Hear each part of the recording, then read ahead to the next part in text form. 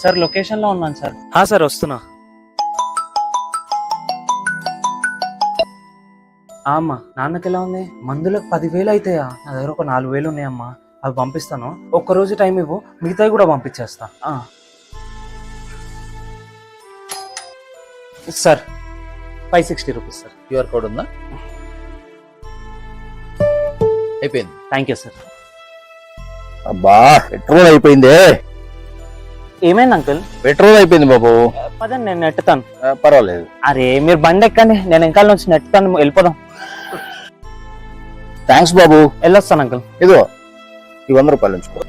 వద్దు అంకుల్, ఆపదలో ఉన్నప్పుడు ఏది ఆశించకుండా నా వంతు సహాయం చేయమని ఒక పెద్ద ఆయన చెప్పారు, అందుకే ఈ హెల్ప్ చేశాను అంకుల్. వెళ్ళొస్తాను అంకుల్. మందులకు 10,000 అయితాయా?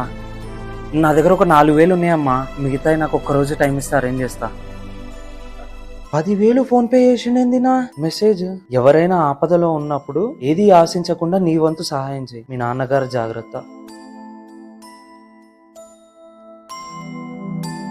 మంచితనంతో సహాయం చేస్తే అది ఏదో రూపంలో మనకు తప్పకుండా తిరిగి వస్తుంది.